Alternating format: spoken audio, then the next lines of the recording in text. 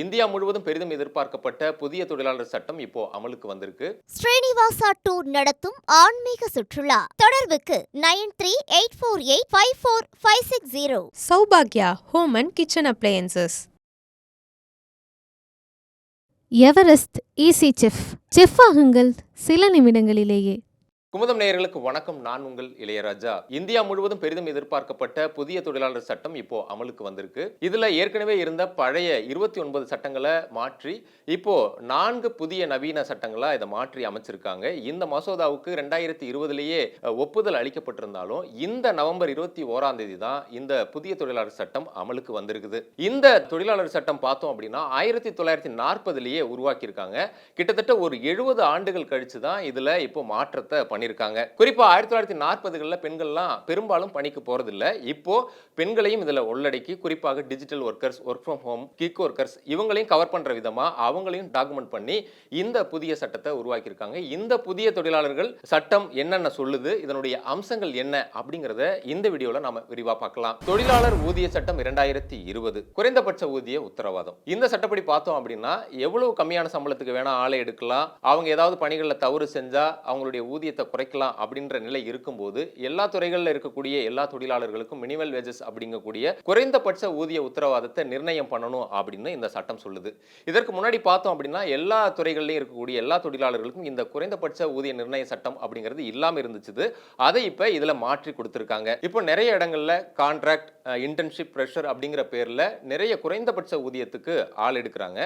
இதுல கண்டிப்பாக அவங்களுக்கெல்லாம் சரியான நேரத்தில் ஊதியத்தை வழங்கணும் அப்படின்றத சொல்றதோட மட்டும் இல்லாம 5 ஆண்டுகளுக்கு ஒரு முறை இந்த குறைந்தபட்ச ஊதியத்தை மதிப்பாய்வு பண்ணி அவங்களுக்கு அந்த காலகட்டத்துக்கு ஏற்ற மாதிரி ஊதியத்தை வழங்கணும் அப்படின்றதுக்கு ஒரு குழுவும் அமைச்சிருக்காங்க. குறிப்பா அவங்க மாத கூலியா இருக்கலாம், வாரக்கூலியா இருக்கலாம், தினக்கூலியா இருக்கலாம், இப்படி யாரா இருந்தாலும் அவங்களுடைய ஊதியத்தை சரியான நேரங்களில் வழங்குறதுக்கான உறுதியை அந்த நிறுவனங்கள் உத்தரவாதமா அளிக்கணும். அப்படி செய்ய தவறுகிற நிறுவனங்கள் மீது கடுமையான நடவடிக்கை எடுக்கப்படும், தண்டனை வழங்கப்படும் அப்படின்னு சொல்லியிருக்காங்க. இது பல பேருக்கும் பலனளிக்கக்கூடியதா இருக்கும் அப்படின்னு சொல்றாங்க. ஆண் பெண் தொழிலாளர்களுக்கு சம ஊதியம். இது முன்னாடி வரைக்கும் பார்த்தோம் அப்படின்னா ஒர்க் பண்ற இடங்கள்ல அது ஸ்கில் பேஸ்டா இருந்தாலும் சரி, எக்ஸ்பீரியன்ஸ் பேஸ்டா இருந்தாலும் சரி, ஆண் பெண் இருப்பாளருக்கும் தனித்தனியான ஊதியமா தான் இருந்துச்சு. சரிசமமான ஊதியம் அப்படிங்கிறது இன்றளவுக்கும் இல்லை அப்படின்னு தான் சொல்லணும். குறிப்பா இன்னைக்கு அதை எப்படி மாத்திருக்காங்க அப்படின்னா அது ஆணா இருந்தாலும் சரி, பெண்ணாக இருந்தாலும் சரி, ஏன் 3ஆம் பாலினத்தவராக இருந்தாலும் கூட சரிசமமான ஊதியம் வழங்கப்படணும் அப்படிங்கறத இந்த சட்டம் மூலமா அமலுக்கு கொண்டு வந்திருக்காங்க. அது மட்டும் இல்லாம இதுக்கு முன்னாடி வரைக்கும் பார்த்தோம் அப்படின்னா பெண்கள் நைட் ஷிஃப்ட்டுக்கு அனுமதிக்கப்படல. இப்போ இந்த சட்டம் மூலமா பெண்களை நைட் ஷிஃப்ட் அனுமதிக்கிறதோட மட்டும் இல்லாம அந்தந்த நிறுவனங்கள் பெண்களுக்கு பாதுகாப்பு வழங்குறத உறுதி செய்யணும் அப்படின்னு சொல்லியிருக்காங்க. சமூக பாதுகாப்பு திட்டம் எல்லா தொழிலாளர்களுக்கும் தனித்தனியே UAN வழங்கப்படணும். இதுவரைக்கும் பார்த்தோம் அப்படின்னா டாக்குமெண்டட் ஒர்க்கர்ஸ்க்கு மட்டுமே இது இருந்தது. ஆனா இப்போ அப்படி கிடையாது. அது டிஜிட்டல் ஒர்க்கர்ஸா இருக்கலாம், இல்ல டெலிவரி பாய்ஸா இருக்கட்டும், யாரா இருந்தாலும் இந்த யுனிவர்சல் அக்கவுண்ட் நம்பர் உறுதி செய்யப்படணும் அப்படின்றத சொல்லியிருக்காங்க. அதுபோல அமைப்பு சாரா தொழிலாளர்களுக்கும் இந்த ESIC, EPFO, மருத்துவ காப்பீடு, பென்ஷன் இது எல்லாமே அவங்களுக்கும் பண்ணணும் அப்படின்றத சொல்லியிருக்காங்க. அது மட்டும் இல்லாமல் குறிப்பா அன்டாக்குமெண்டட் ஒர்க்கர்ஸ் அப்படின்னு சொல்றவங்களுக்கும் குறிப்பிட்ட பணத்தை பிடிச்சிக்கிட்டு அவங்களுக்கும் இந்த சலுகையை எல்லாம் அந்த நிறுவனங்கள் சாத்தியப்படுத்தணும் அப்படிங்கிறதையும் சொல்லியிருக்காங்க. இதுவரை பார்த்தோம் அப்படின்னா இந்த ESIC அப்படின்றது அது மருத்துவமனையா இருக்கலாம், இல்ல மருந்து வாங்கக்கூடிய இடங்களா இருக்கலாம். இது எல்லாம் ஒரு 560 மாவட்டங்கள்ல மட்டும்தான் இந்த வசதிகள் இருக்குது. அதை இப்போ 740 மாவட்டங்களா அதிகரிக்கணும் அப்படிங்கிறதையும் சொல்லியிருக்காங்க. கிராஜுவிட்டி அப்படிங்கிற இந்த பணிக்கொடையை பெறணும் அப்படின்னா இது வரைக்கும் ஒரு 5 ஆண்டு காலம் அவங்க பணிபுரியணும் அப்படின்ற விதி தான் இது வரைக்கும் இருந்துச்சு.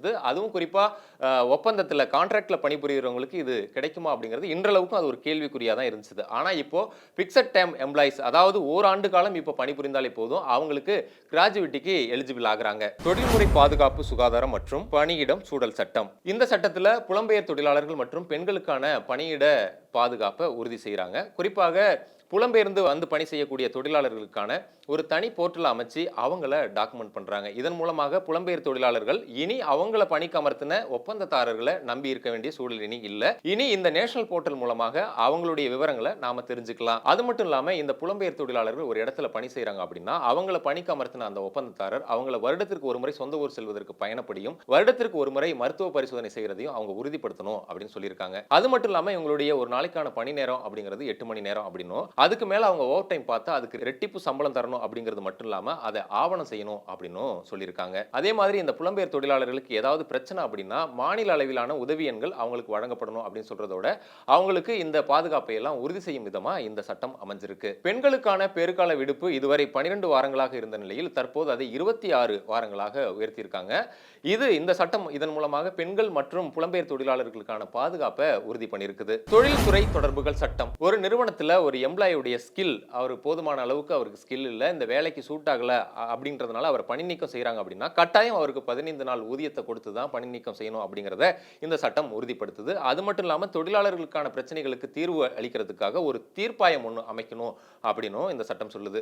அது எவ்வளவு பெரிய பிரச்சனையா இருந்தாலும் சரி குறுகிய காலத்துல அது தீர்வு காணணும் அப்படிங்கிறதுனால தேசிய அளவுல இதுக்குன்னு ஒரு தீர்ப்பாயம் அமைக்கணும் அப்படிங்கிறதையும் இந்த சட்டம் சொல்லுது. அதே மாதிரி தொழிற்சங்கங்கள், அதாவது பெரிய பெரிய நிறுவனங்கள்ல தொழிற்சங்கங்கள் இருக்கும் இல்லையா, அங்கெல்லாம் 51% வாக்குகள் அல்லது அதற்கு மேலான வாக்குகள் இருந்தால் மட்டும்தான் பேச்சுவார்த்தைக்கான அங்கீகாரமே அந்த தொழிற்சங்கத்துக்கு கிடைக்கும் அப்படின்னு இந்த சட்டம் சொல்லுது. அதனால தான் இப்போ இதை சார்ந்து இந்த புதிய தொழிலாளர் சட்டத்துக்கு எதிர்ப்புகளும் கிளம்பி இருக்கு. அதே போல இப்போ இந்த புதிய தொழிலாளர் சட்டங்கள்னால என்னென்ன அட்வான்டேஜஸ் இருக்கு, டிஸ்அட்வான்டேஜஸ் என்ன இருக்கு அப்படின்றத பார்க்கலாம். முதல்ல அட்வான்டேஜஸ், அதாவது இந்தியாவை பொறுத்த வரைக்கும் பார்த்தோம் அப்படின்னா 90 விழுக்காடு எம்ப்ளாயிஸ் அன்டாக்குமெண்டடா தான் இருக்காங்க.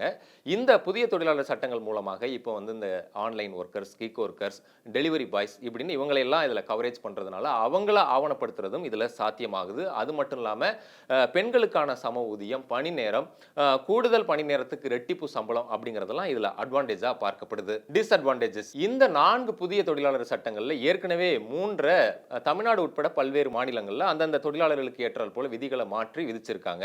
அதனால இந்த புதிய சட்டங்கள்னால ஏற்கனவே மாநில அரசுகள் கொண்டு வந்திருக்கக்கூடிய தொழிலாளர்களுக்கான சலுகைகள்ல ஏதாவது பாதிப்பு ஏற்படுமா அப்படிங்கிற சந்தேகமும் இருந்திருக்கு. அது மட்டும் இல்லாம இதை எக்ஸிக்யூட் பண்றதுக்கு நிறைய நடைமுறை சாத்தியங்கள், குறைபாடுகள் இருக்கும் அப்படின்றதும் பார்க்கறாங்க. அதே போல இந்த சட்டத்தை அமல்படுத்துறது சாத்தியமா அப்படிங்கிற கேள்வியும் எழுந்திருக்குது. அது மட்டும் இல்லாம நாம இதுக்கு முன்னாடி பேசியது போல தீர்ப்பாயம் அமைக்கிறதா இருக்கட்டும், நிதி உதவி, காப்பீடு, இது போன்ற பல்வேறு விஷயங்கள்னால கைக்கு வரக்கூடிய சம்பளம் ரொம்பவே குறைஞ்சிடும் அப்படின்ற எதிர்ப்பும் இதற்கு இருக்கு. இது போன்ற பல்வேறு எதிர்ப்புகள் இருக்கிறதுனால இடதுசாரிகள் கட்சிகள் வரக்கூடிய டிசம்பர் மாதத்துல இந்த புதிய தொழிலாளர் சட்டத்தை எதிர்த்து போராட்டம் பண்றதாகவும் அறிவிச்சிருக்காங்க.